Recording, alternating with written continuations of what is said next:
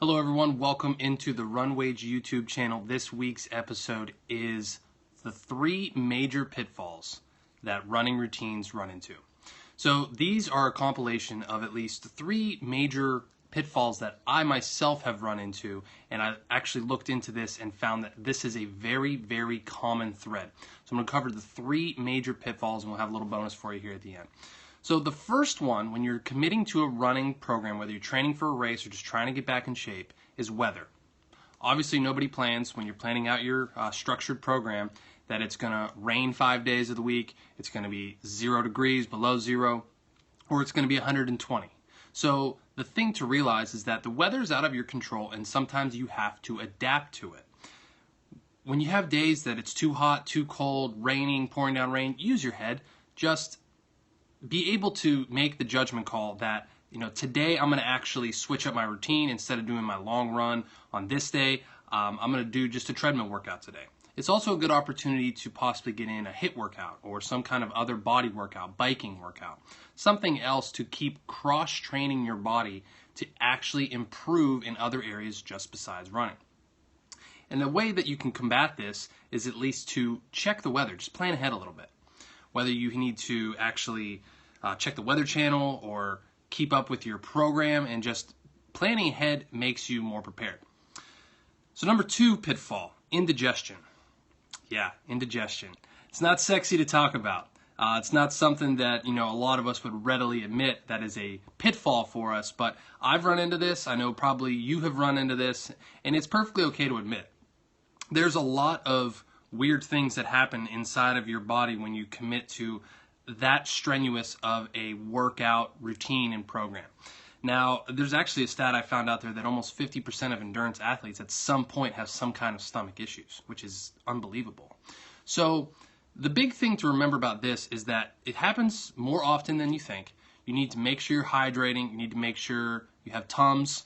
Tums is a lifesaver. And just, again, use your head. Take a day off if you need to. It might be a good opportunity for just a walk, a light jog, a day off, a day or 2 off, whatever it takes to actually get yourself back in physical condition to actually perform. And the way to combat this would be to just audit your diet. Is it something that you do regularly that you put into your body that's slowing you down and making you sluggish? Maybe you just drank too much beer the day before the 4th of July party. Whatever it is, figure out what actually is causing that clog in your system, and then you'll have a way to learn and move forward and combat that pitfall the next time.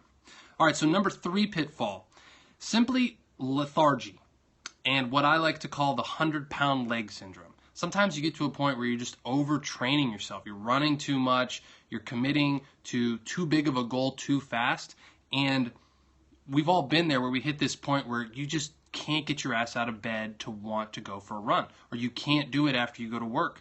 This is a very, very common pitfall. And it might actually be worthy of number 1.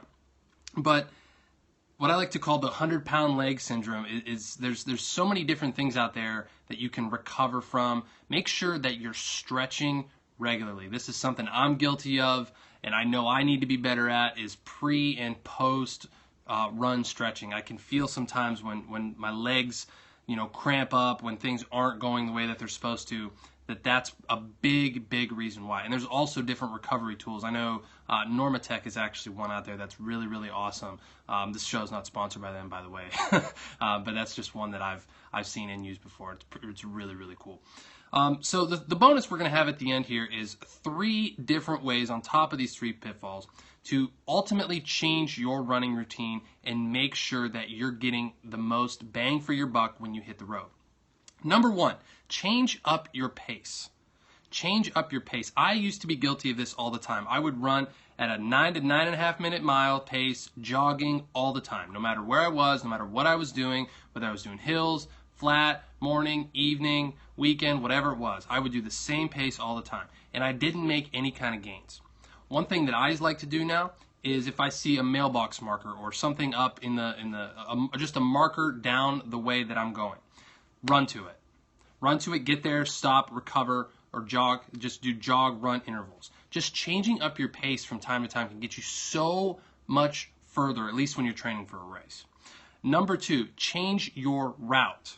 Now, I like to go around the block that I have. It's about a perfectly half mile, and I go the same way every day.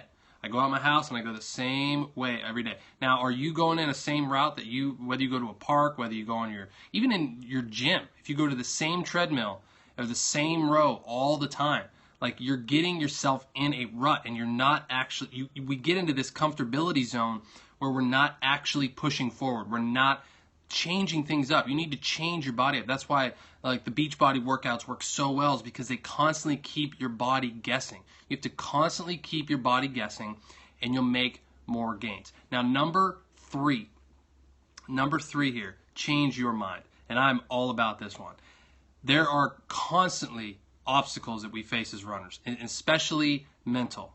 Running is so much a mental game that it's unbelievable. And when you can get to a point where you're hitting a mental obstacle, you don't want to get out of bed. The weather's too cold. It's raining outside. Maybe it's not raining very hard, right? The number one pitfall. Whatever you're doing, like when you find a way to overcome that obstacle, there's a piece of you that you find inside of yourself that was always there, that you pulled out, and you've proven that you are mentally tougher than that obstacle. You are bigger than that obstacle. So once you learn to change your mindset, change the way that you can truly overcome and get to a new level of intensity with what you do in your running routine, this will spill over into your life. You will become more intense, more committed, and more capable of overcoming other obstacles, whether they're your career, your relationship, whatever it might be. So, those were the 3 pitfalls we faced today: the weather, indigestion, and the 100-pound leg syndrome. And the 3 things to improve: changing your pace, changing your route, and changing your mind. Hope you guys like this video. Stay tuned for next week. We'll have another useful tip video. If you like the channel, please subscribe, and you can also connect with us on Facebook, Twitter, and Instagram. If you are interested in RunWage and what we can do for you, the app is available for free on the App Store and the Google Play Store. Head over there to runwage.run. You can download the app for free and get started with one of our programs today. So, as always, thank you all for joining. Dan Hafner signing off. Make it a great rest of your day.